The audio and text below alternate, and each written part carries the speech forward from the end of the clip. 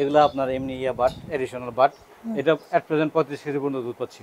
35 KG? জি জি, এটা আপনার 32-33 KG পর্যন্ত পাচ্ছি থার্ড ল্যাকটেশনে। এটা এট প্রেজেন্ট সর্বোচ্চ প্রোডাকশন দিচ্ছে আর কি আমার ফার্মে 36-37 এর মধ্যে ওঠানামা করতে। আজকের সাবজেক্ট, কেন ডেইরি খামার করা সহজ নয়। আমাদের দেশের খামারিরা খামার করতে যা ঠকতেছে, প্রতারিত হচ্ছে। গরু কিনতে যায় নানানভাবে উলান বড় করে বা বিভিন্ন রকম করে মেকানিজম করে বেশি দুধের গরু দেখাচ্ছে, খামারে প্রতারিত হচ্ছে। আর যারা প্রতারণা করতেছে এর একটা বিহিত হওয়া উচিত। ওর মা ছিল থান্ডারবোল্ট, ওর মায়ের প্রোডাকশন ছিল হচ্ছে আপনার 38-40 কেজি। তখন আমার ফার্মের সর্বোচ্চ প্রোডাকশন ছিল এটার। আর এটারও এখন 35-34 কেজি পর্যন্ত দুধ এখনো 35। এটা ফার্স্ট ল্যাকটেশন। এটা এট প্রেজেন্ট আপনার 32-33 কেজি আছে।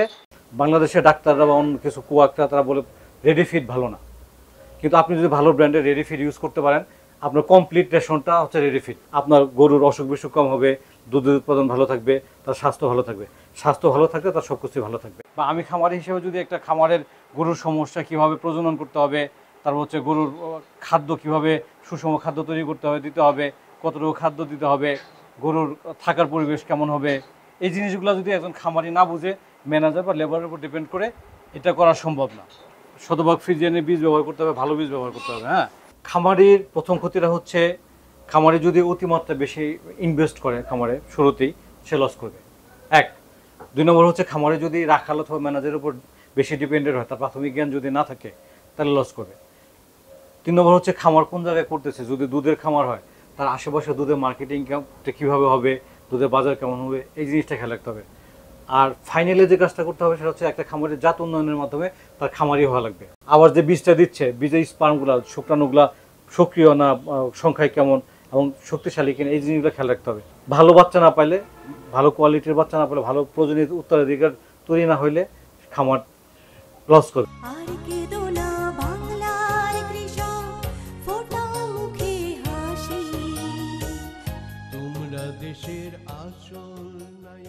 আসসালামু আলাইকুম, এগ্রিকালচার নিউজ চ্যানেলের পক্ষ থেকে স্বাগত জানাচ্ছি। আমি বায়েজিদ মুরাল। বন্ধুরা, আজকে আমি এসেছি পাথালিয়া ডেইরি ফার্মে। এটা ঠিকানা হচ্ছে ঢাকা জেলা সাভার উপজেলা আশুলিয়া থানার পাথালিয়া ইউনিয়নের পানধুয়া গ্রামে।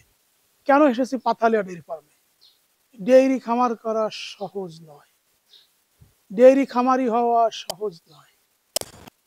এই কেন সহজ নয়, একজন ডেইরি খামারি হতে গেলে কি কি করতে হবে, কি কি জানতে হবে, এই বিষয়টা জানার জন্য আমরা এই পাথালিয়া ডেইরি ফার্মে এসেছি। আবারও বলছি, কেন ডেইরি খামার করা সহজ নয়। আজকের সাবজেক্ট, কেন ডেইরি খামার করা সহজ নয়। সুপরিকল্পিত হবে, ক্রস না করে, এর পিছনে সময় না দিয়ে যদি জাত উন্নয়ন না করা যায়, সেক্ষেত্রে আপনার খামারি হওয়া সম্ভব না। শতভাগ ফ্রিজিয়ানের বীজ ব্যবহার করতে হবে, ভালো বীজ ব্যবহার করতে হবে। হ্যাঁ, তারপর হচ্ছে তার খাদ্য ব্যবস্থাপনাটা, আপনাকে তার যে পুষ্টি, এই পুষ্টি নিশ্চিত করতে হবে। তার সর্বোচ্চ পরিমাণ আরামের ব্যাপারটা, মানে গোসল, তারপর হচ্ছে আলো বাতাস পাসার ব্যবস্থাটা, এগুলো আপনাকে নিশ্চিত করতে হবে। তো এগুলা নিশ্চিত করার জন্য আপনি যদি না বুঝেন, বা আমি খামারি হিসেবে যদি একটা খামারের গরুর সমস্যা কীভাবে প্রজনন করতে হবে, তারপর হচ্ছে গরুর খাদ্য কীভাবে সুষম খাদ্য তৈরি করতে হবে, দিতে হবে, কতটুকু খাদ্য দিতে হবে, গরুর থাকার পরিবেশ কেমন হবে, এই জিনিসগুলো যদি একজন খামারি না বুঝে ম্যানেজার বা লেবারের উপর ডিপেন্ড করে, এটা করা সম্ভব না। যার জন্য আমি আপনাকে বলতেছিলাম যে খামারি হওয়া তো সহজ না, খামারি হওয়াটা অনেক কঠিন কাজ। খামার মালিক হতে পারবেন, বাংলাদেশে দেখবেন টাকা থাকলে আপনি মালিক হয়ে যাচ্ছে, রাতারাতি খামার মালিক হয়ে যাচ্ছে, কিন্তু খামারি হওয়াটা অনেক কঠিন কাজ। আপনার খামারের পিছনে সময় দিতে হবে, খামার সম্পর্কে আপনার বুঝতে হবে, খামার সম্পর্কে আপনার জ্ঞান থাকতে হবে। যদি এগুলো আপনার না থাকে, সেক্ষেত্রে আপনি খামারি হতে পারবেন না। আমি কি এখানে যে গরুগুলো আছে, কোন গরুটা একটু সম্পর্কে ডাটা নিতে পারি? 13 সালে বকনা কিনছিলাম 5টা, 1 লটে 5টা বকনা কিনছিলাম। এটা এই পর্যন্ত 7টা বাচ্চা দিছে। 7টা? হ্যাঁ, এর বয়স হয়ে গেছে, আবারও কনসেপ্ট করছে। তো এরপরে রাখা যাবে না, রিজেক্ট করে দিতে হবে। পিকে 25 কেজি পর্যন্ত দুধ দেয়। পিকে 25? হ্যাঁ, দিয়েছে। জি জি। এর বাচ্চারা কেমন দুধ দিচ্ছে এখন? এর বাচ্চা আপনার ফার্স্ট ল্যাকটেশনে 35 পর্যন্ত দিচ্ছে, 648, মানে এর বাচ্চা আছে 648। আমার খামারে আছে? আমার খামারে আছে। তারপর 26,951 আছে আমার খামারে, ও 27,000 দিচ্ছে পিকে। এটাও সেকেন্ড ল্যাকটেশন। এই মুন্ডিটা হচ্ছে, এটা ন্যাচারাল মুন্ডি না, আমি মুন্ডি ডে হার্নিং করাইছি। এটা আপনি কি ওই মুন্ডিকে পুরাই করছেন নাকি মেডিসিন? এটা পুরাই করছি, পুরাই করা। এটা খুব অমানবিক একটা কাজ। এর বাবা হচ্ছে 183 ব্র্যাকেট। হ্যাঁ, এটা আপনার 32-33 কেজি পর্যন্ত পাচ্ছি থার্ড ল্যাকটেশনে। জি জি। আর এর মা ছিল হচ্ছে আপনার ডেইরি ফার্মের ওর রেকর্ড জানা ছিল না আমার। মানে সাভার ডেইরি? হ্যাঁ, সাভার ডেইরি ফার্ম সরকারি। জি, সরকারি। জি। আর এটা হচ্ছে আপনার ফার্স্ট ল্যাকটেশনের গরু, এর এসিআর জাস্টিনের বাচ্চা, মানে ও 7 এসিআর লিটার। জাস্টিনের জি বাচ্চা। জি, এটা 25-26 কেজি পাচ্ছে ফার্স্ট ল্যাকটেশনে। জি। আর এটা হচ্ছে মানে আপনার এলো জাস্টিনের বাচ্চা 25-26 পাচ্ছে। জি জি, জাস্টিনের বাচ্চা 25-26 কেজি পাচ্ছি। ACR Justin. এসিআর জাস্টিনের বাবা হচ্ছে জাস্টিন, বাবা জাস্টিন, হ্যাঁ। ঠিক আছে। হ্যাঁ, আর এটা হচ্ছে আপনার টেস্টকুট আয়রন, সরকারি ডেইরি ফার্মের টেস্টকুট আয়রনের বাচ্চা। এটা থার্ড ল্যাকটেশনে 36-37 পর্যন্ত পাচ্ছি। এটা এখন 36-37 এটা পিকে আছে। পিকে এটা আছে। অ্যাট প্রেজেন্ট সর্বোচ্চ প্রোডাকশন দিচ্ছে আর কি আমার ফার্মে। 36-37 এর মধ্যে ওঠানামা করতেছে। 36 2 মাসের মতো আপনার প্রোডাকশনের বয়স। আর এটা হচ্ছে সরকারি 26,000 গরু। সবাই এখন রেস্টের সময় তো হ্যাঁ। তাক শুয়ে থাক। চেঞ্জ করে দিচ্ছে। এটা হচ্ছে গাড়ি। হ্যাঁ। এটা আপনার সেকেন্ড ল্যাকটেশনে আপনার 30 প্লাস পাইছে, কিন্তু থার্ড ল্যাকটেশনে এসে একটু কম পাচ্ছি, 26-27 পাচ্ছি। এই যে মাথা সাদা যেটা অনেকেই ফ্লেকবি বলে, না, but এটা এটা ফ্লেকবি flaky না। না। এটা হচ্ছে ওই যে কর্নারের প্রথম যে গাবিটা দেখলাম, হুম, ওই গাবিটার বাচ্চা। আচ্ছা। এর বাবা হচ্ছে 26,951 সরকারি। জি। এর বাবা আপনার 94 সালে মারা গেছে। হুম। মানে রানী যে যাত্রা বলে আর কি, জি জি। মানে রানী এলিজাবেথ যে গরুগুলা যে আপনার গরুগুলো পাঠিয়েছিল, এর বাবা ওই গাভীর পেটে আসছিল। 26,992 সালে মারা গেছে। হলুদ স্ট্র বলেও চিনে অনেকে, হ্যাঁ। বা রানী বললেও চিনে। ওই গাভীর বাচ্চা। এটা এটা কেমন দুধ আসছে? এইটা পারফরমেন্স খুব বেশি ভালো পাইনি। এটা 23-24 পর্যন্ত পাইছি পিকে। যেহেতু ওই সেই আমলের জিনিসটা তো হ্যাঁ। কম আসবে। না, এর যে অন্য যে বুনরা আছে, বুনরা 37-38 কেজি পর্যন্ত দিচ্ছে বাহ, মাশাআল্লাহ। অন্য বুনরা, কিন্তু এটা কোনো কারণে আপনার ইয়া পাচ্ছি না। এটা হচ্ছে আপনার যে এসিআই যে বীজ ইয়া করতো, মার্কেটিং করতো আপনার জেনটেকের, জেনটেকে, হ্যাঁ। জেনটেকের লিনুর বাচ্চা। এটা লিনু। এটাও 35-36 কেজির মতো পাচ্ছে। এটারও বয়স হয়ে গেছে। এটার জন্ম হচ্ছে 2014 সালে। জি। তো এটা রিজেক্ট করে দেবো। এটা রাখা যাবে না বেশি দিন, হয়তো অনেক বয়স হয়ে গেছে। এর হচ্ছে আমার এখানে প্রথম বাচ্চা আর কি। জি। মানে আপনার এখানে আমার কত? আমার ঘরে এখানে আমি কমার্শিয়াল খামার শুরু করার পরে এটা হচ্ছে আমার প্রথম বাচ্চা। আর এটা? এটা হচ্ছে ব্ল্যাকের 183। জি। এর মা সরকারি কি মানে মুন্ডি হয়েছে না মুন্ডি করছে? না, এটা মুন্ডি করা। মুন্ডি করা। জি জি। এর মা আমার এখানে কালেক্টর ছিল, যার জন্য এর মার সম্পর্কে তথ্য আমার জানা নাই। তবে এর মা এখানে নাই। ওই যে ওইটা? আর এটা আমার যে প্রথম যে কালেকশন করছে, ওই কোনা গরুটা দেখলেন, 4-5টা গরু কালেকশন করছে, তার একটা এটা আপনার 27-28 কেজি পর্যন্ত পাচ্ছি পিকে। তবে তার থার্ড ল্যাকটেশনে মানে সর্বোচ্চ 35 কেজি পর্যন্ত পাইছি কিছুদিন। এরপর এরকম পাইনি। 35 পাইছেন? হ্যাঁ, মানে বাজার থেকে বাচ্চা কিনলো সেখানে 35-36 লিটার দুধ জি পাওয়া যায়। জি জি জি জি জি। আমি হাট থেকে কিনছিলাম, এখন খামার থেকে কিনছিলাম? এটা খামার থেকে কিনা, খামার থেকে খামার থেকে বাচ্চা কিনা? কিনছিলাম। মানে কার খামার থেকে কিনছিলেন এরকম সুন্দর? এটা হচ্ছে রুবেল ভাই করে এক লোক আছে কাঠগুড়াতে, ওনার খামার থেকে কিনা। রুবেল মানে কোন জায়গা রুবেল ভাই? কাঠগুড়া রুবেল ভাই। কাঠগোড়া, ও আচ্ছা। হ্যাঁ। ওই তোমরা কি একটু উঠবা নাকি? এই ওঠো ওঠো ওঠো ওঠো ওঠো ওঠো ওঠো ওঠো ওঠো ভিডিও করি তোমাদের। ওঠো ওঠো ওঠো না, ওঠো ওঠো ওঠো। আরে সাদা গরু ওটা। এটাও এর বাবা হচ্ছে সে জাস্টিন, আর এর মা হচ্ছে আপনার জাস্টিন। 37। মানে এটা জাস্টিনের বাচ্চা? জাস্টিনের বাচ্চা। এর মা হচ্ছে 591। সবার 551, মানে এসিআর জাস্টিনের বাচ্চা। মানে এর বাট কি ছড়া নাকি? এর বাট 6টা, কিন্তু দুধ আসে 4টা দিন। এগুলা আপনার এমনি ইয়া বাট, এডিশনাল বাট। এটা এট প্রেজেন্ট 35 কেজি পর্যন্ত দুধ পাচ্ছি। 35 কেজি? জি জি, প্রেজেন্ট প্রোডাকশন। এটা যদি এসিআই এই ভিডিও দেখে তো জানিয়ে গেল জাস্টিনের বাচ্চা 35 কেজি পাচ্ছে। তার মাও ওরা তো এসে আপনার মানে ওদের হাইলাইট করে ফেলবে। ভাই, তার মা 40 প্লাস ছিল। ও তার মা আপনার খামারে 45 ছিল? 40 প্লাস। ও এই জন্য খালি একা জাস্টিনের অবদান না। এটা হচ্ছে থান্ডারবোল্ট। মরমা হচ্ছে থান্ডারবোল্ট, মানে জেনটেক যে বীজগুলো নিয়ে এসেছিল জেনটেকের। হ্যাঁ, এসিআর জেনেটিক। হ্যাঁ, থান্ডারবোল্ট। ওর মা ছিল থান্ডারবোল্ট। ওর মায়ের প্রোডাকশন ছিল হচ্ছে আপনার 38-40 কেজি। তখন আমার ফার্মের সর্বোচ্চ প্রোডাকশন ছিল এটার। আর এটারও এখন 35-34 কেজি পর্যন্ত দুধ পাচ্ছে। এখনো 35। এটা ফার্স্ট ল্যাকটেশন, শুধু তাই না, ফার্স্ট ল্যাকটেশন। First lactation. জি জি। না, জেনেটিক যেহেতু এসিআর বীজ, এসিআর তো আসলো অল্প কয়েকদিন বাংলাদেশে। এটা সম্পর্কে এর মা হচ্ছে 26,951। ওই যে ওইখানে একটা Savar dairy farm. Savar dairy farm, ওইখানে যে মাথা সাদা গাবিটা দেখলাম, জি জি। আর এখানে যে মাথা সাদা এই গাবিটার নাতনি আর কি, ওর মেয়ে। হ্যাঁ। এটা সাভার ডেইরি ফার্ম 648 এর বাচ্চা। 48 জি জি, 648 এর বাচ্চা। এটা পিকে আপনার 32-33 পর্যন্ত পাইছি। এখন আপনার 27-28 পর্যন্ত আছে। এই আবার কনসেপ্ট করছে। জাস্ট ইয়ার এসির মার্কেটিং বেশি হয়ে যাবে, বুঝছেন। এটা হচ্ছে আপনার জাস্টিনের বাচ্চা। এটাও জাস্টিন? জি জি। এটা এট প্রেজেন্ট আপনার 32-33 কেজি আছে। এর মা হচ্ছে আপনার ব্র্যাকের 184। এর মাও 35 প্লাস। এর মা হচ্ছে 184। জাস্টিনের বাচ্চা। আর এই যে জাস্টিনের বাচ্চা আমরা অনেকগুলো দেখলাম, জি। কারণ এরকে নেক্সট বার যখন আবার সিমেন্ট দিবেন, মানে জাস্টিন দিবেন না অন্য কিছু দিবেন? না, এটা জাস্টিন না, এটা এবিএস দেওয়া আছে অলরেডি, সেও প্রেগনেন্ট, এর এবিএস দেওয়া আছে। এরা জাস্টিন দেওয়া যাবে না, কারণ হচ্ছে যদি আবার এরা জাস্টিন দেয় তাহলে ইনব্রিডিং হয়ে যাবে। ইনব্রিডিং হয়ে গেলে আপনার প্রোডাকশন কমে যাবে, গরুর সাইজ ভালো হবে না, তারপর হচ্ছে আপনার বাচ্চা বিকলাঙ্গ হতে পারে। এটা হচ্ছে 26,951 এর মা। এবং ওই যে কোনার যে সাদা মাথা গাবিটা দেখলেন, হ্যাঁ। আমার কালেক্টেড গাবি, ওই গাবির বাচ্চা এটা। জি। এর বাবা হচ্ছে 26,951। আর এই গাবিটা হচ্ছে কালেক্টেড গাবি, এটা 30+ প্রোডাকশন আছে।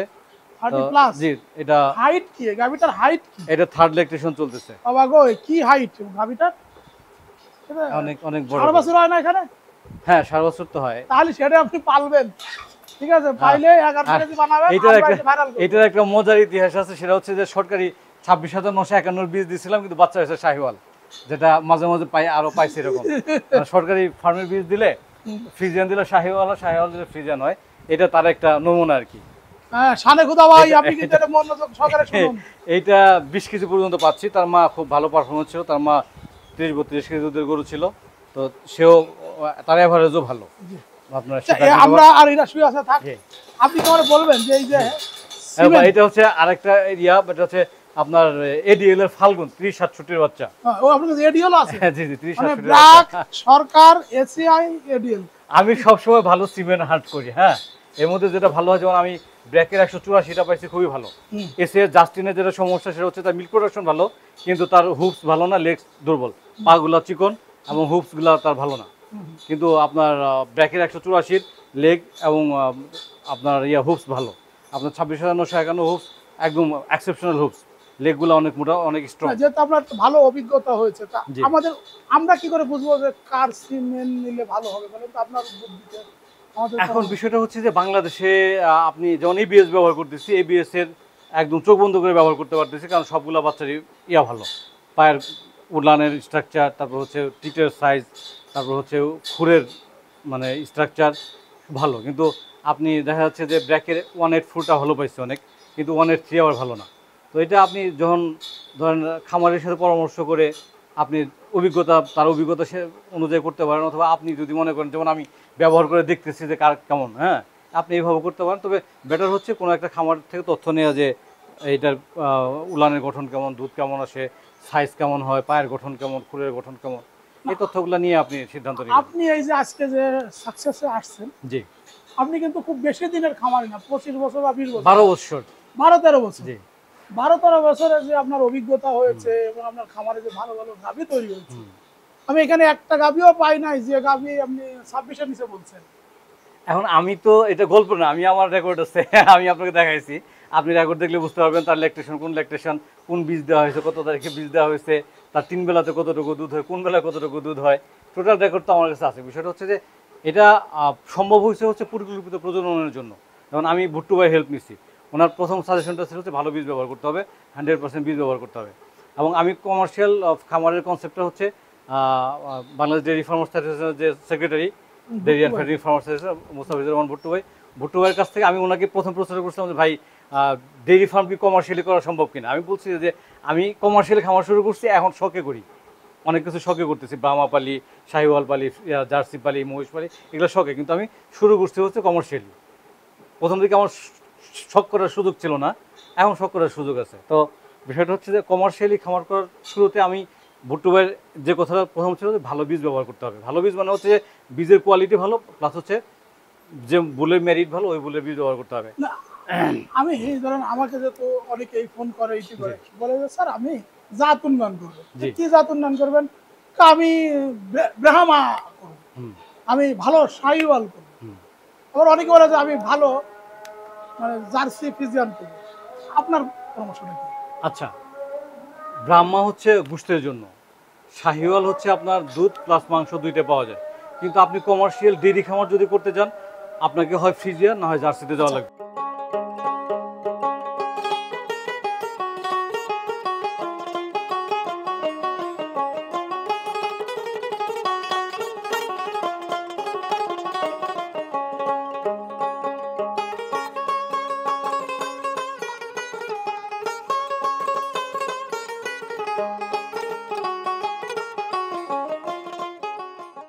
সিমেন্ট দেওয়ার ক্ষেত্রে আপনাকে যে কাজটা করতে হবে, ধরেন যে বুলের সিমেন্টের বাচ্চা, মানে ধরেন 1 নম্বর বুলের বাচ্চা, 1 নম্বর বুলের বাচ্চাকে 1 নম্বর বুলের সিমেন্ট দিতে পারবেন না, অন্য সিমেন্ট দিতে হবে। সরকারি বেসরকারি যাই দেন এটা সমস্যা না, কিন্তু যে বাপের মেয়ে ওই ওই বাপের মেয়েকে আর ওই বাপের বুল দেওয়া সিমেন্ট দেওয়া যাবে না। মানে হচ্ছে তো আপনার ইনব্রিডিং যাতে না হয়, মানে ওই বাপের বীজ মেয়েকে এটা দেওয়া যাবে না, ঠিক আছে? তো এই জিনিসটা খেয়াল রাখতে হবে, যার জন্য রেকর্ড কিপিং করতে হবে কোন বুলের বাচ্চা কোনটা। আপনি সরকারি বেসরকারি যে কোনো বীজ দেন, আপনি তথ্য নিয়ে দেখবেন ভালো কিনা। আমরা কি ভাই বোনটাকে কি ভাই বোনও সম্ভব না, মানে ভাই বোনও দেওয়া যাবে না না, ভাই বোন দেওয়া যাবে না, মা ছেলে হবে না, বাপ মেয়ে হবে না, এটা করা যাবে না। পুরো পরিবারের কারো না রাখা পরিবারের কারো থাকা যাবে না, এটা মানে এটা ইনব্রিডিং করা যাবে না। ইনব্রিডিং করলে যেটা হবে সেটা হচ্ছে গরুর সাইজ ছোট হয়ে যাবে, দুধ প্রোডাকশন কম হবে, গরু আপনার বামন কি বলে প্রতিবন্ধী হবে, এই যুগে রোগ প্রতিরোধ ক্ষমতা কম এখন থাকবে। হচ্ছে যেমন যারা নেচার ব্রিডটা হচ্ছে, জি প্রাকৃতিক ভাবে যে ব্রিডটা হতো, জি ওইখানে তো মা ছেলে বাপ মেয়ে ভাই বোন তো ওরও হতোই, তখন তো এটা মানুষকে ভাবি নাই। এখন এই সমস্যার কারণে দেখেন আমাদের দেশে গরুটার জাত উন্নয়ন হয়নি, মানে আস্তে আস্তে সাইজ ছোটোর দিকে গেছে, অনেক ছোট ছোট গরু আমাদের দেশি গরু। শুধুমাত্র হচ্ছে এই যে ভাই বোন, বাবা মেয়ে, এদের মা, মধ্যে ছেলে। মা ছেলে এদের মধ্যে ব্রিডিং হওয়ার কারণে আমাদের দেশে গরুটার যে জাত উন্নয়ন, মানে দুধ উৎপাদন বাড়ার কথা ছিল সেটা বাড়ে নাই। যে জিনিসটা সচেতনভাবে করতে হবে সেটা হচ্ছে যে আপনার জানা মতে যে বুলটা ভালো, আরেকজন খামারের ঘরে যে বুলটা ভালো পারফর্ম করতেছে, বাচ্চা ভালো পারফর্ম করতেছে, ভালো প্রোডাকশন দিচ্ছে, রোগ প্রতিরোধ ক্ষমতা ভালো, উলানের গঠন ভালো, পায়ের গঠন ভালো, এই সমস্ত সারের বীজ ব্যবহার করতে হবে। এটা খেয়াল রাখতে হবে। আমাদের দেশে তো মানে জেনোমিক টেস্টেড বুল নাই, তো সরকারি যে সমস্ত 100% বুলগুলো আছে সেগুলো নিঃসন্দেহে ভালো। যদি এগুলো পাওয়া যায় তো খারাপ না, যদি না পান সেক্ষেত্রে আমার অভিজ্ঞতার মধ্যে ব্র্যাকের বুলগুলো অনেক ভালো। জাত উন্নয়নের ক্ষেত্রে আপনি যদি ক্রস যেটা আছে ফ্রিজিয়ানের সাথে দেশির যে ক্রস আছে বা ফ্রিজিয়ানের সাথে শাহিওয়ালের যে ক্রস আছে, এখান থেকে শুরু করাই ভালো। পিওর দেশি থেকে শুরু করতে গেলে আপনার অনেক সময় লাগবে। এই গরুটা হচ্ছে ওর মা হচ্ছে ওই যে কর্নার যে মাথা সাদা গাভিটা দেখলাম, জি ওই কালেক্টেড গাভি, ওর বাচ্চা, ওর বাবা হচ্ছে 26,951, ঠিক আছে? জি। আর এটার বাবা হচ্ছে টেস্টকো টাইরন সরকারি, এটারও পারফরমেন্স অনেক ভালো। কেমন এটা দুধ পেয়েছে? এটা 30+ পাচ্ছি, আর এটা প্রেগনেন্ট, ড্রাইভ হবে এখন। আর এটা হচ্ছে এটার পারফরমেন্স খুব একটা ভালো পাইনি, এটা আপনার 22, 23, 24 পর্যন্ত পাইছি সর্বোচ্চ। তো তার অ্যাভারেজও ভালো না, অ্যাভারেজও ভালো না। ওরা কি ছেড়ে দেবেন নাকি? এটা ছেড়ে দিতে হবে, এটা প্রেগনেন্ট তো বাচ্চা দিলে ছেড়ে দেবে। আর এটা হচ্ছে আপনার ABS এর ব্রুটের বাচ্চা, ব্রুট। জি জি। এটাও 30-32 কেজি পর্যন্ত পাচ্ছি। এটা হচ্ছে এটার মেয়ে, এটা আমার এখানে কালেক্টেড যে গরু ছিল, এই কালেক্টেড গরুর বাচ্চা, এটা কালেক্টেড গরু, প্রথম যে গরুটা কালেক্ট করছিলাম এটা হচ্ছে ওর বাচ্চা। হ্যাঁ, ওর মাও 25-26 পর্যন্ত দিচ্ছে, এটা 30-32 পর্যন্ত পাচ্ছি। কখনো কখনো অ্যাভারেজ 30 না আসে না আপনার, হয়তো বা 22-24-এর মধ্যে। আর এটা হচ্ছে 594 সরকারি। 594। হ্যাঁ, এর বাবা হচ্ছে 594 সরকারি। আর ওর মা হচ্ছে আমার খামারের সবচেয়ে বয়োজ্যেষ্ঠ গাভী ছিল, ওর মা 13টা বাচ্চা দিচ্ছে আমার এখানে। 13টা? জি জি। ওর মা সম্ভব? ওর মাকে আমার মা লালন পালন করতো। হ্যাঁ। মানে আমার এখানে যে 4টা গরু ছিল, 5টা আমার মা দেখাশোনা করতো। তো আমি আমার মার কাছ থেকে টেক ওভার করছি, যখন টেক ওভার করার পরে সে প্রথম বাচ্চা, তার মা এখানে বুড়ি হিসেবে চিনতো আর কি। বুড়ি? হ্যাঁ হ্যাঁ, 13টা বাচ্চা 13টা তো বুড়ি বাচ্চা হবে। দিচ্ছে এখানে। হ্যাঁ, বুড়ি বয়সেও তো মা দিছে সে যুবতী তো। তার পড়াশোনা অনেক ভালো, তার পায়ে একটু সমস্যা আছে, ল্যামনেস আছে, বাকি সবকিছু ঠিকঠাক আছে। এটা আপনার এর বাবা হচ্ছে 26,951, আর এর মা হচ্ছে আবার ওইটা আপনার। আপনি যেভাবে বলতেছেন, যেভাবে রেকর্ড রাখছেন, এটা জি। কিভাবে সম্ভব? কোন তো আমার আর কোনো কাজ নেই দুনিয়াতে, খালি কি খামারে এসে বসেছিলেন? এটা রেকর্ড না রাখতে পারলে তো আপনি খামারি হতে পারবেন না, বললাম না খামারি হওয়া সহজ না। খামারি অসহজ না, তাই না? হ্যাঁ, এর বাবা হচ্ছে আপনার 26,951 সরকারি, আর এর মা হচ্ছে সরকারি 591। আর এর মা আমার এখানে না, এর মা হচ্ছে বাচ্চা ছিল, এটা 2 দিন আগে বাচ্চা দিছে। এটা 2 দিন আগে বাচ্চা দিয়েছে। এর বাবা হচ্ছে 629 সরকারি। সরকারি 629। এর কি মুন্ডি অটো হইছে নাকি? এটা অটো মুন্ডি না, এটা মুন্ডি করা। এটা এখানে কেউই অটো মুন্ডি না, সবগুলো আমার এখানে মুন্ডি করা। আপনি পারেন এগুলো করতে? আমি করতে পারি, কিন্তু এখন আর করি না, কারণ হচ্ছে মুন্ডি করার পরে গরুগুলা রশিদ আটকে রাখা খুব কঠিন, মানে এগুলা মুন্ডি করলে আরেকটা ঝামেলা, কিন্তু একটা ঝামেলা। হ্যাঁ, একটা সুবিধা হচ্ছে তারা মারামারি করে না, কন্ট্রোল করা সহজ, কিন্তু সমস্যাটা হচ্ছে যে আপনার গলার রশি থেকে বের হয়ে যায়। আর এই যে আরেকটা কেস দেখা গেছি না আপনারে, সরকারি বীজ দিছি ফ্রিজিয়ান হয়েছে শাহিওয়াল, এইটাও সরকারি বীজ দিছি ফ্রিজিয়ান হয়েছে শাহিওয়াল। এইটাও এখানে চাইলো কি আর হইলো কি? চাইলো কি আর হইলো কি।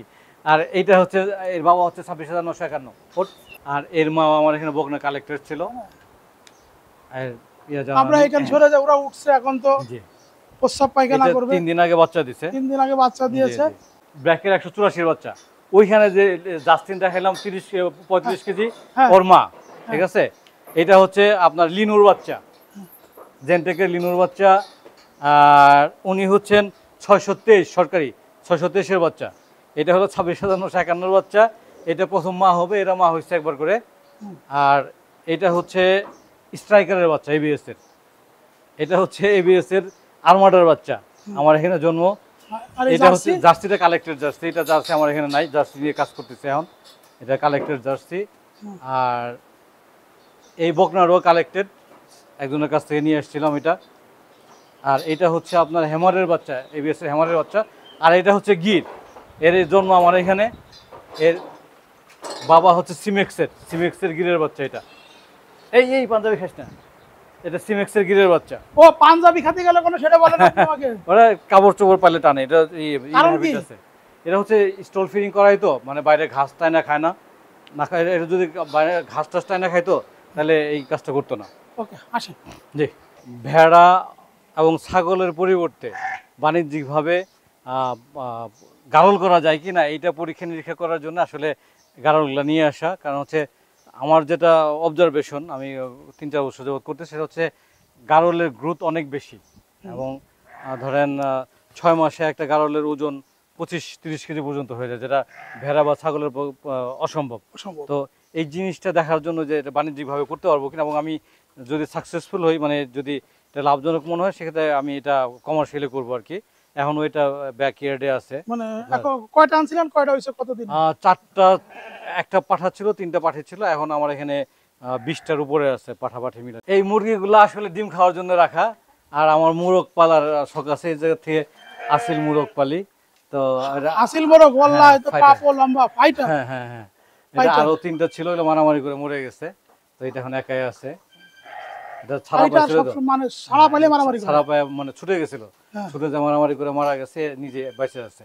আর এই মুরগিগুলো মেনলি হচ্ছে ডিম খাওয়ার জন্য রাখা, যাতে বাজার থেকে ডিম কিনে খাওয়া না লাগে, এর জন্যই এই মুরগিগুলো পোষা। হ্যাঁ, মাশাআল্লাহ, এটা ভালো উদ্যোগ। আমরা এমনি তো খামারি, মানে পোল্ট্রি, আমাদের মাছ চাষ করি আমরা, মুরগি চাষ।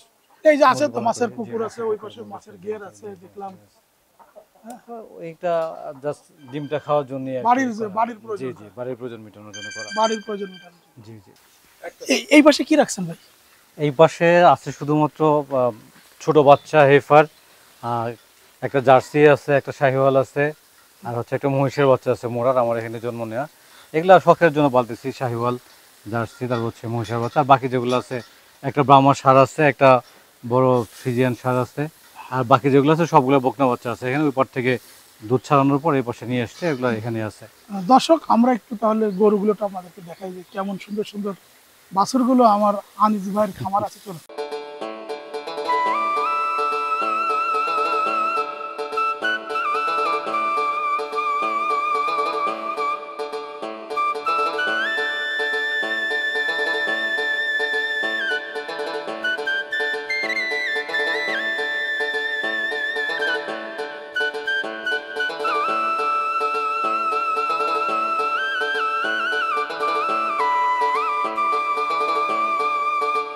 মাশাআল্লাহ আনিস ভাই, আপনার বাছুরগুলো আমরা দেখলাম। জি, আমরা এই শেড বাছুর ব্যবস্থাপনা একটু জানতে চাচ্ছি আপনার কাছে।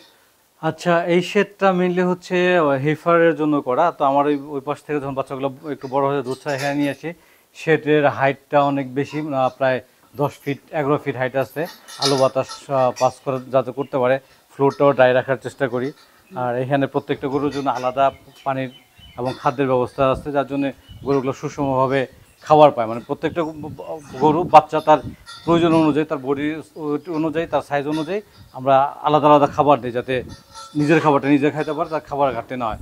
এর ফলে স্বাস্থ্যটা ভালো থাকে। আনিস ভাই, আমরা ওই পাশে দেখছি যে সেখানে আপনার বাড়ির পাশে, জি, এটা কিন্তু ফাঁকা জায়গা। হ্যাঁ, এই এটাও বাড়ির ফাঁকা পাশে। জায়গায় কেন আপনি আরো ফাঁকা করছেন? এখানে কেন আপনি দেয়াল দেন? চুরি হওয়ার ভয় নাই? এখানে চুরির ঝুঁকি কম। আমার এখানে রাত্রে লোকজন থাকে, পাশে মুরগির ফার্ম আছে, এখানে লোকজন থাকে, তো চুরির ঝুঁকি কম, যার জন্য চুরি ঠেকানোর জন্য ব্যবস্থাটা এরকম নাই। তবে ফাঁকা যা রাখার যে বিষয়টা, সেটা হচ্ছে যে আমাদের দেশে এই হলস্টিন ফ্রিজিয়ান জাতের গরু হচ্ছে শীত প্রধান দেশের গরু। তো আমাদের দেশে এই গরুটা পালার জন্য তার এই শীত গরম সহ্য করতে পারে না, যেহেতু গরম বেশি, আর্দ্রতা বেশি, যার জন্য আলো বাতাসটা যাতে বেশি পাস হয়, গরমের যাতে কষ্ট না করে, এই জন্য গরুর আরামের জন্য আসলে এরকম খোলামেলা। এটা কি আপনার জন্য খুব ভালো হয়েছে? এটা নিশ্চয় আমার জন্য ভালো হয়েছে, গরুর জন্য ভালো হয়েছে, কারণ গরু ভালো থাকে, গরু ভালো থাকলে আমি ভালো থাকি। এই বাছুরগুলো বয়স কতদিন? এই বাছুরটার বয়স 35-40 দিনের মতো হবে। 40 দিন। জি জি। এগুলো বেশ হচ্ছে একটু কেমন কেমন মনে হচ্ছে?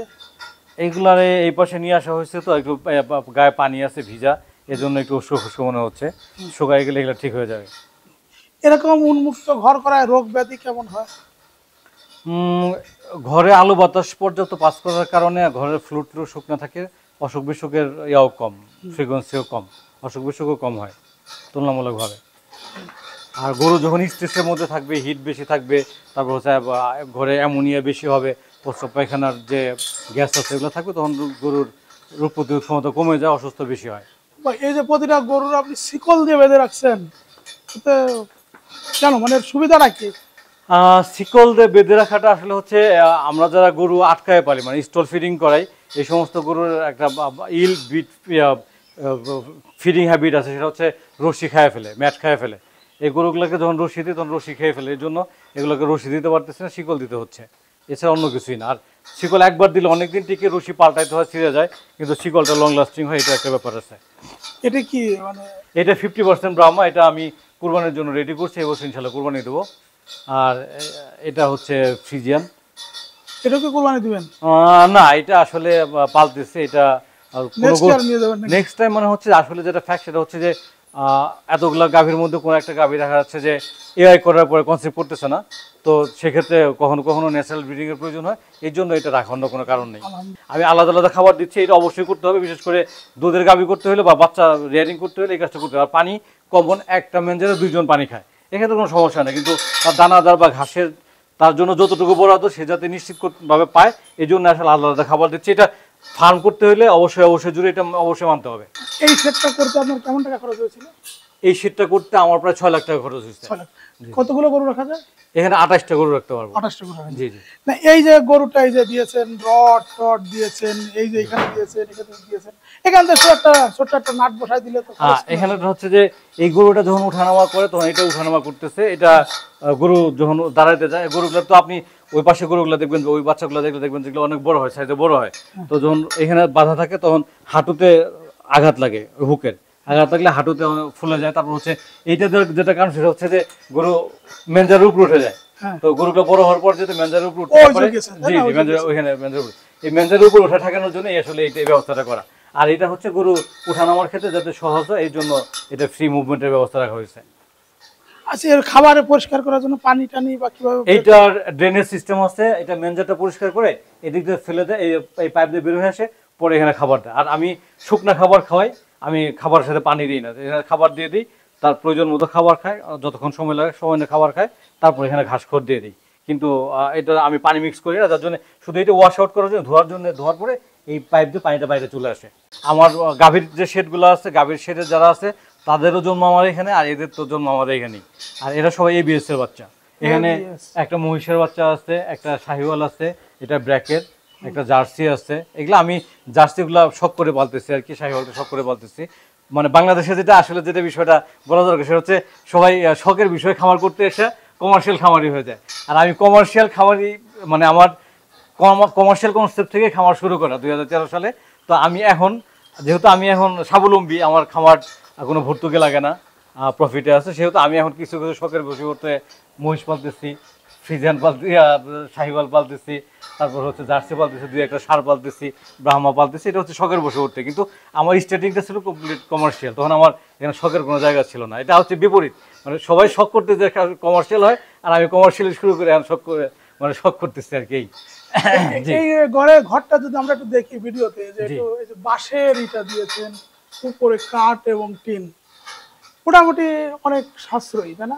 এখানে বাঁশটা হচ্ছে যে এটা আমাদের নিজেদের বাঁশঝাড়ের বাঁশ, তো আর এটা বাঁশটা আমরা সিজনিং করে লাগাই, বাঁশটা ভালো লাস্টিং করে। কাঠগুলো আমাদের নিজেদের কাছ থেকে কাঠ দিয়ে করা, অ্যাঙ্গেল ট্যাঙ্গেল করা হয় না এখানে। সাইডে মানে নেট দেখতে পাচ্ছি, জাল ফাঁকা ফাঁকা।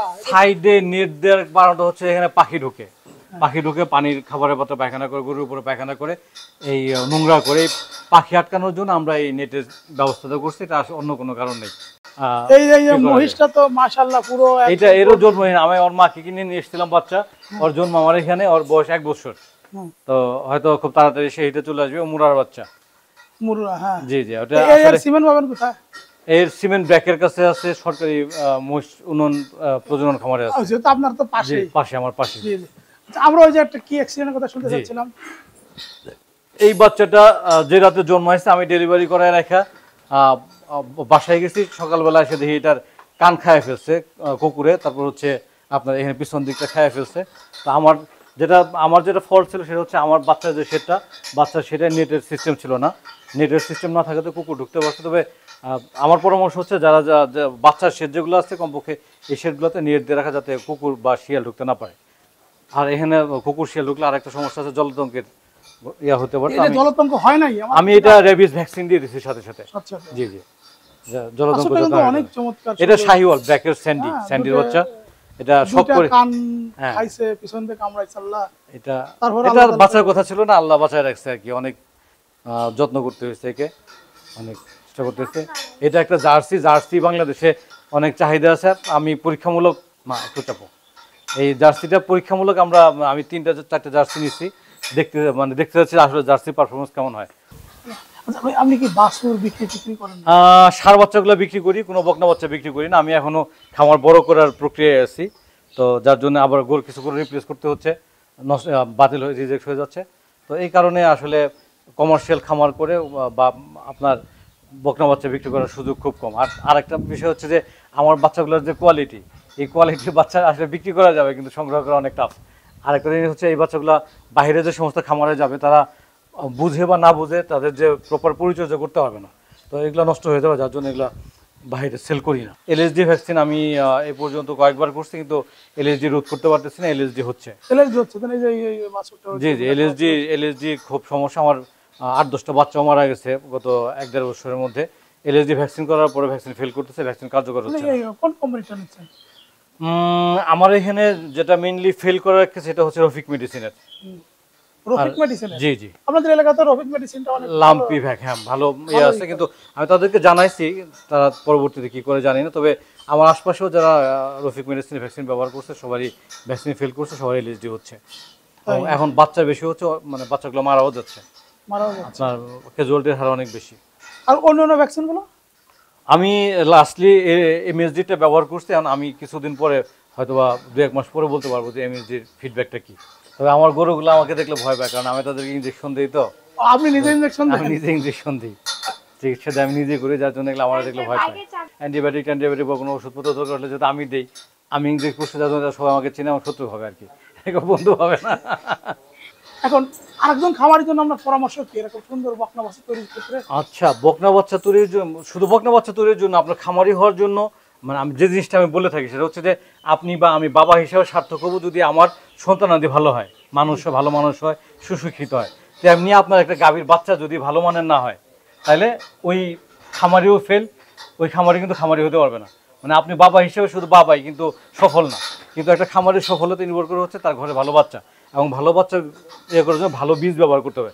ভালো বীজ মানে হচ্ছে বীজের কোয়ালিটি ভালো হওয়া লাগবে, পাশাপাশি হচ্ছে যে সারের বীজ দিচ্ছেন সেই সারের জাত এবং সেটা ব্রিডিং বুল কিনা, প্রজননের জন্য স্বীকৃত বুল কিনা, মানে 100 পিওর ফ্রিজিয়ান, যেটা 100% ফ্রিজিয়ান, ভালো মানের ফ্রিজিয়ানের বীজ ব্যবহার করলে আপনি এই মানের বাচ্চা পাবেন। এবং আমার এখানে আলহামদুলিল্লাহ ফার্স্ট ল্যাকটেশনে 30+ আমার রেকর্ড আছে, আপনারা দেখাইছি। ফার্স্ট ল্যাকটেশনে 25 থেকে 35 পর্যন্ত আমরা প্রোডাকশন পাচ্ছি। এবং আমি তার মায়ের এবং তার বাবার যে মানে পেডিগ্রি দেখার পর আমি আপনার যে বাচ্চাটা যতটুকু দুধ হবে বলে দেবো, আমার এক্সপিরিয়েন্স থেকে তার সাথে 2-1 কেজি কম বেশি হবে, কিন্তু মানে অনেক বেশি এদিক সেদিক হবে না।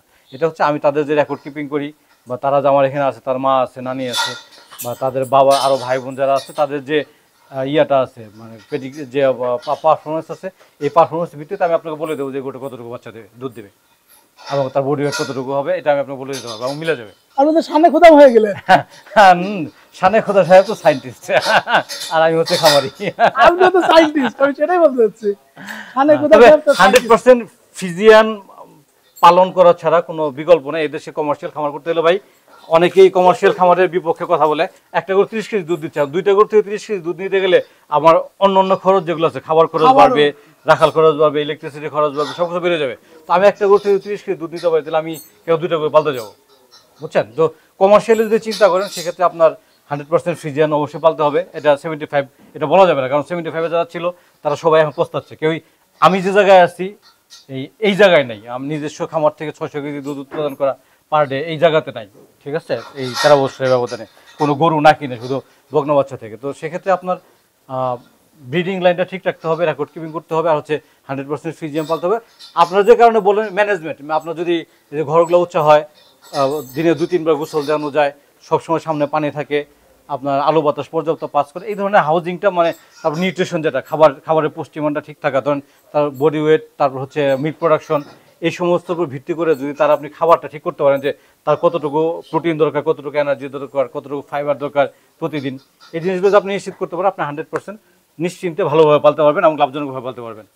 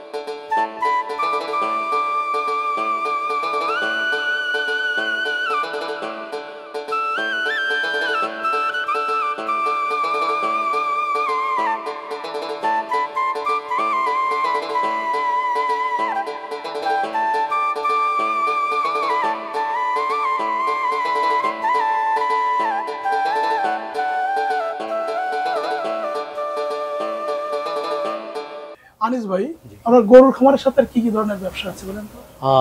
গরুর খামারের সাথে আমরা 1992 সাল থেকে পোলট্রি ফার্ম করি।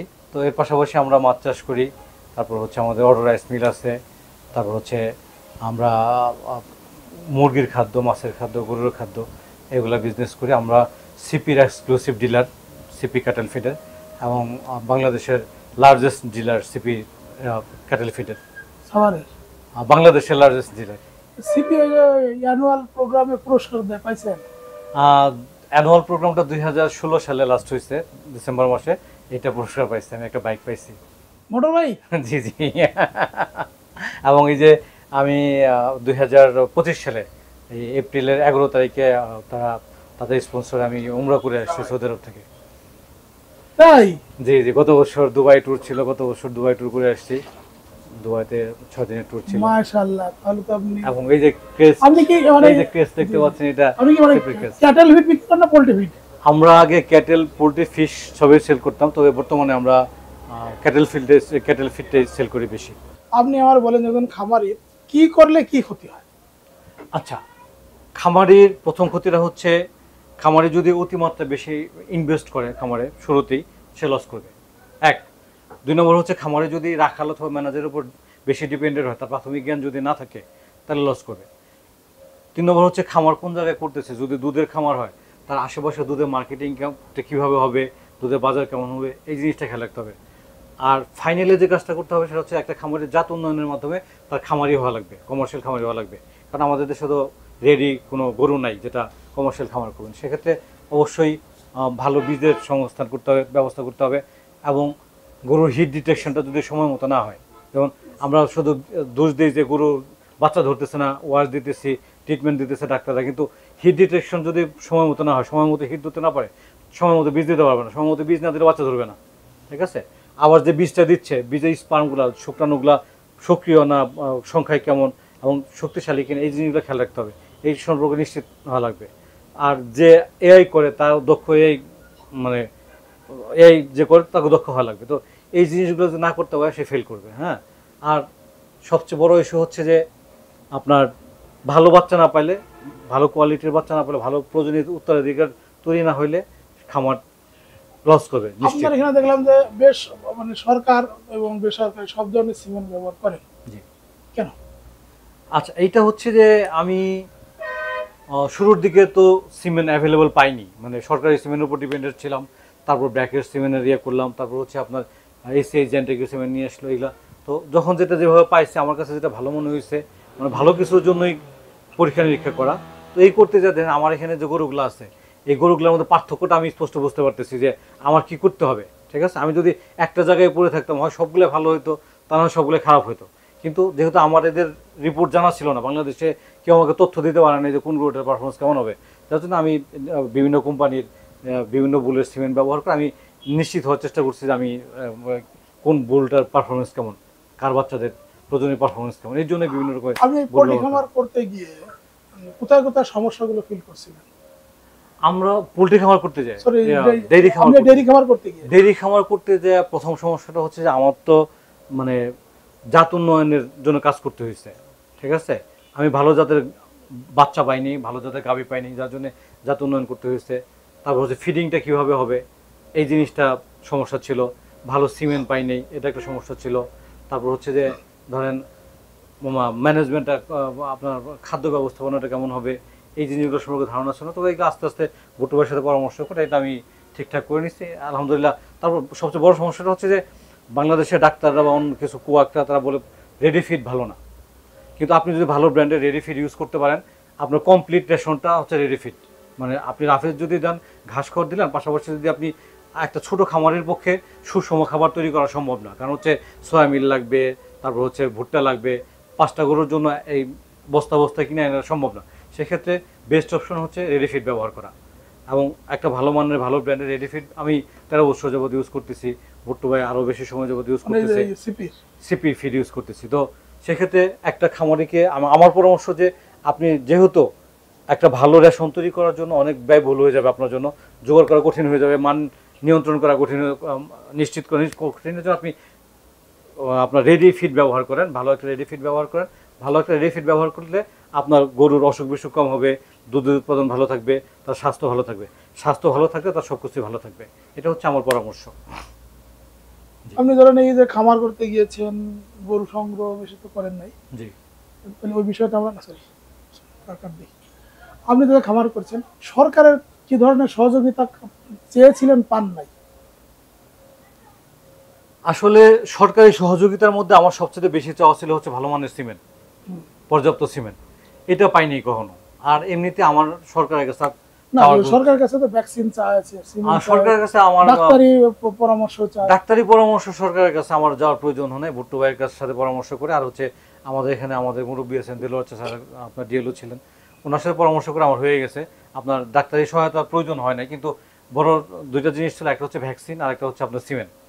তো ভ্যাকসিনটা, অ্যানথ্রাক্স ভ্যাকসিনটা মোটামুটি ছিল, অ্যাভেলেবেল ছিল, কিন্তু সিমেন্টটা পাইনি। সিমেন্টটা না পাওয়ার কারণে এর পিছনে আমাদেরকে অনেক বেশি ব্যয় করতে হচ্ছে, আমাকে সিমেন্ট ইম্পোর্ট করতে হয়েছে, সিমেন্ট ইম্পোর্ট করছে। তারপর হচ্ছে আপনার বেসরকারি কোম্পানির সিমেন্ট অনেক বেশি দামে কিনতে হয়েছে, রিস্ক নিতে হয়েছে, এই কাজটা করতে হয়েছে। এছাড়া আমার চাওয়া তেমন কিছু ছিল না, ভ্যাকসিন আর অন্য কোনো সাপোর্ট সরকারের কাছে ওইভাবে পাইনি। খামারিও এত সহজ নয়। জি, খামারিও এত সহজ নয়। তাহলে আমাদের খামারি হতে গেলে সরকারের কি ধরনের সহযোগিতা দরকার? সরকারি যে সুবিধাটা দরকার সেটা হচ্ছে যে আপনার খামারিদেরকে ট্রেন আপ করা। ট্রেন আপের বিষয়ের মধ্যে থাকবে হচ্ছে তার জাত উন্নয়নের বিষয়টা, ভালো প্রজনন কীভাবে তৈরি করা যায়, ভালো বাচ্চা কীভাবে তৈরি করা যায়, অধিক দুধের গরু বা অধিক মাংসের গরু কীভাবে উৎপাদন করা যায়, এই জিনিসটা হচ্ছে। তার হচ্ছে একটা খামার কীভাবে, একটা শেড কতটুকু উঁচু হবে, তার পানি ব্যবস্থা কীভাবে হবে, গোসলের ব্যবস্থা কীভাবে হবে, তার খাদ্যে কোন কোন উপাদানগুলো থাকতে হবে, কতটুকু খাদ্য থাকতে হবে, এই সামগ্রিক বিষয় সম্পর্কে প্রাথমিক যে ধারণাগুলো, তথ্যগুলো, এই তথ্যগুলো খামারিকে দেওয়া উচিত। এবং খামারি যাতে এটা সরকারের কাছে জানতে পারে, ইউটিউব দেখে বা বিভিন্ন রকম ইয়া দেখে তারা বিভ্রান্ত হচ্ছে, বিভিন্ন রকম রাখালের কাছ থেকে বা বিভিন্ন অঞ্চলের লোকজনের কাছ থেকে বিভ্রান্ত হচ্ছে। তারা বিভ্রান্ত না হয়ে যাতে আপনার এই তথ্যগুলা মানে ম্যানেজমেন্ট প্লাস হচ্ছে ব্রিড ডেভেলপমেন্ট মানে জাত উন্নয়ন এই কাজগুলো যাতে স্মুথলি করতে পারে এই সংক্রান্ত প্রশিক্ষণ একটা খামারের দরকার, খুব জরুরি, এটা সরকারের করা উচিত। গোখাদ্যের দামের ব্যাপারে কি কোনো আপনার কিছু বলার আছে? গোখাদ্যের দাম তো অনেক বেশি। গোখাদ্যের শুধু দাম বেশি না, গোখাদ্যের মান নিয়ন্ত্রণ করার যে কাজটা সরকার যেভাবে করার কথা ছিল কাজটা করতে পারতেছে না। বাজারে ভেজাল সয়াবিন, ভেজাল ভুট্টা, ভেজাল মুসুরি খেসারি, ভেজাল গমের ভুসি, এই সয়লাভ যেটা আমরা বেশি টাকা দিয়ে তো কিনতেছি এক, 2 নম্বর হচ্ছে আমরা ভালো মানের জিনিসটাও পাচ্ছি না। তো গভর্নমেন্টের এর মান নিয়ন্ত্রণ এবং মান নিয়ন্ত্রণ, মান এবং মান দাম এই দুইটা নিয়ন্ত্রণের একটা ব্যবস্থা থাকা উচিত। যেমন ভুসির অবস্থায় তার এক্সপায়ার ডেট, ম্যানুফ্যাকচারিং ডেট থাকা দরকার, তার ফুড ভ্যালু কী কী আছে, প্রোটিন এনার্জি কতটুকু আছে এই জিনিসগুলো থাকা দরকার, কুড়া মুসুরি সবগুলোতে উৎপাদনের তারিখ, মেয়াদ উৎপাদনের তারিখ, এই জিনিসগুলো থাকা জরুরি। যদি এই জিনিসগুলো থাকে এবং তার মধ্যে মূল্যের একটা সেল থাকা উচিত যে তার সর্বোচ্চ খুচরা মূল্য কত হবে। যদি এইভাবে একটা সিস্টেমের মধ্যে নিয়ে আসা যায়, আমরা প্রান্তিক পর্যায়ে খামারিরা যেভাবে ঠকতেছি এইভাবে আমরা ঠকবো না ইনশাল্লাহ। আমরা একটা ভালো প্রফিট করতে পারবো এবং খাদ্যের দাম, দুধের দাম বা মাংসের দামের সাথে যাতে একটা সহনীয় পর্যায়ে থাকে। খাদ্যের দাম যদি কমানো যায়, দুধের দাম মাংসের দাম এমনিতে কমে আসবে, কমানো সম্ভব, এটা অসম্ভব কিছু না। আমারও কিন্তু দুধের দাম এবং মাংসের দাম কিভাবে কমাবো সেটা আমরা আপনাকে যদি পণ্যের দাম কমাতে চান তাহলে হচ্ছে আপনার উৎপাদন খরচ কমাতে হবে। উৎপাদন খরচ বেশি হচ্ছে, আমাদের বিদ্যুৎ বিল বেশি। আমরা অনেকদিন যাবৎ যুদ্ধ করতেছি আমাদের ফার্মের বিলটা কৃষিতে নিয়ে আসার জন্য, কিন্তু এটা অনেক প্রতিশ্রুতি অনেক জায়গায় দিচ্ছে কিন্তু এটা বাস্তবায়ন হয় নাই। বিদ্যুৎ বিল বেশি, আমাদের লেবার খরচ বেশি হচ্ছে, আমাদের খাদ্যের খরচ বেশি। তো এই সমস্ত জিনিসগুলো যদি খাদ্য খরচ, বিদ্যুৎ বিল এই সমস্ত জিনিসগুলো যদি কমায় নিয়ে আসা যায়, এই জিনিসগুলো কমায় নিয়ে আসা গেলে আপনার দুধের দাম, মাংসের দাম কমায় নিয়ে আসা সম্ভব। আসলে সম্ভব? অবশ্যই সম্ভব। উৎপাদন খরচ কমলে পণ্যের দাম অবশ্যই কমানো সম্ভব, এতে সন্দেহের কোনো অবকাশ নেই। আনিস ভাই, আপনি অনেক সুন্দর তথ্য দিয়েছেন, আপনার কাছে অনেক কিছু শিখতে হলো। আপনি আর ক্যামেরার দিকে তাকিয়ে বলেন। আচ্ছা, আমার এখানে একটু অ্যাড করার আছে। আপনি তো অনেক কথা বলছেন, আসল জায়গায় হাত দেন নাই। সেটা হচ্ছে যে আমাদের দেশের খামারিরা খামার করতে যা ঠকতেছে, প্রতারিত হচ্ছে। গরু কিনতে যায় নানানভাবে উলান বড় করে বা বিভিন্ন রকম করে মেকানিজম করে বেশি দুধের গরু দেখাচ্ছে, খামারিরা প্রতারিত হচ্ছে। খামারিদেরকে যারা নতুন গরু কিনতে যাচ্ছে প্রতারিত হচ্ছে। তো এই খামারে যারা প্রতারিত হচ্ছে আর যারা প্রতারণা করতেছে এর একটা বিহিত হওয়া উচিত। যারা প্রতারণা করতেছে তারা যাতে প্রতারণা করতে না পারে এবং প্রতারণা করলে যাতে তাদেরকে সর্বোচ্চ শাস্তির ব্যবস্থা হয়। একদিকে প্রাণীর ক্ষতি হচ্ছে আর একদিকে উদ্যোক্তার ক্ষতি হচ্ছে। তো আমরা যেহেতু বাজার থেকে গরু কিনে ফার্ম করি, বাজার থেকে গরু কিনে ফার্ম করার ক্ষেত্রে আমরা ব্যাপারীদের উপর নির্ভরশীল বা দালালদের উপর নির্ভরশীল। তো দালালরা যেভাবে প্রতারণা করতেছে ঠকাচ্ছে, অনেকগুলো উদ্যোগ, অনেক বড় বড় উদ্যোগ নষ্ট হয়ে যাচ্ছে, ভালো ভালো উদ্যোগ প্রতারিত হয়ে নষ্ট হয়ে যাচ্ছে। তো এই জিনিসগুলো গরু এই যে বেচা কেনার যে জায়গাটা, যারা বেচা কেনার সাথে ইনভলভ, এই টোটাল সিস্টেমটাকে একটা সিস্টেমের মধ্যে নিয়ে আসলে আমরা আরও স্থিতিশীল হবে এই বিশেষ করে ডেইরি সেক্টরটা। খামারি হওয়াটা সহজ হবে হচ্ছে যদি খামারি আপনার প্রাথমিক জ্ঞান নিয়ে খামার শুরু করে। হয় দুধের দাম কম বাড়াইতে হবে, দুধের দাম বাড়াইতে হলে আপনার যে সমস্ত গুঁড়া দুধ দেশে আমদানি হয় এই গুঁড়া দুধের আমদানি বন্ধ করতে হবে, অথবা উৎপাদন খরচ খাদ্যের দাম কমাতে হবে। খাদ্যের দাম কমাইলে আপনি কম দামে দুধ বেচে প্রফিট করতে পারবেন। আর একটা পাশাপাশি হচ্ছে যে আপনি জাত উন্নয়ন করতে পারেন। আপনার যদি মিল্ক প্রোডাকশন বেশি হয় সেক্ষেত্রে আপনার খাদ্যের দাম একটু বেশি হলেও আপনার উৎপাদন খরচটা কমে আসবে। হ্যাঁ, কিন্তু ওই যে আমুল যে দুধটা আসে বাংলাদেশে, এই শুধু আমুল দুধটা, ইন্ডিয়ান আমুল দুধটা যদি বন্ধ করা যায়, হ্যাঁ, তাহলে দুধের চাহিদা আমার মনে হয় 3 গুণ হয়ে যাবে বাংলাদেশে। আমুলের ব্যবহার বাংলাদেশে এত বেশি, আপনার বেকারিগুলোতে, তারপর হচ্ছে মিষ্টির দোকানগুলোতে এত বেশি। তো সেক্ষেত্রে ওই দুইটা, একটা হচ্ছে আপনার উৎপাদিত পণ্যের দাম বাড়াইতে গেলে আপনার দেখা যাচ্ছে যে ইম্পোর্টেড যে সমস্ত প্রোডাক্টগুলো আছে, বিশেষ করে আমুলের মতো প্রোডাক্ট বন্ধ করতে হবে অথবা উৎপাদন খরচ কমাতে হবে। এর কোনো বিকল্প নেই। এখন আমার কিছু প্রবাসী ভাই আছেন এবং যারা অন্য ট্রেডে বিজনেস করেন, তারা হয়তো এই ট্রেডে আসতে চায়। বিশেষ করে প্রবাসী ভাই হয়তো 20 বছর বিদেশে আছে, তার কাছে 30 লাখ 20 লাখ টাকা আছে, দেশে আসছে, এখন একটা কিছু করতে চায়। সে যদি ডেইরি খামার করতে চায় তাকে কি করতে হবে? পোল্ট্রি খামার করতে চাইলে কি করতে হবে? আপনার একটু অভিজ্ঞতা আছে। আচ্ছা, যারা প্রবাসী আছেন, প্রবাসী ভাইদের প্রতি আমি আমার সালাম এবং শ্রদ্ধা নিবেদন করতেছি। আপনারা দেশে দালাল বা বাটপাড়ার খপ্পরে পড়ে বিনিয়োগ করতে যাবেন না। আপনারা দেশে একজন ভালো খামারি আছে, একজন ভালো গরু দরকার। আপনি যদি একটা ভালো গরুর ভালো শিষ্য হতে পারেন, যেমন আমার একটা গরু আছে, আমি গরুর হাত ধরেই শিষ্য হয়েছি। তো আপনি যদি একটা ভালো খামারির সংস্পর্শে থাকেন, যে সফল খামারি, ভালো জানে এবং আপনাকে ভালো পরামর্শ দেবে, এরকম একটা খামারের সংস্পর্শে যদি আপনি থাকতে পারেন, আপনার পাশাপাশি 10টা খামারের সাথে কথা বললেন, এর মধ্যে বেস্ট যে তার সাথে পরামর্শ করে আপনি যদি আপনার বিনিয়োগ করেন, আপনি গরু সংগ্রহ করেন, আপনি যদি খামার শুরু করেন, সেক্ষেত্রে আপনি ভালো করবেন, ঠকবেন না ইনশাল্লাহ। এটা এর জন্য আপনি বিনিয়োগ করার আগে প্রাথমিক জ্ঞান নেন একজন ভালো খামারি যার ফার্স্ট হ্যান্ড নলেজ আছে, যে খামার করতেছে এবং সাকসেসফুল করতেছে, কোনো দালাল বাটপার বা ব্যাপারই না, প্রকৃত খামারি। ধন্যবাদ সবাইকে। তোমরা দেশের আসল নায়ক, বলবে বিশ্ববাসী।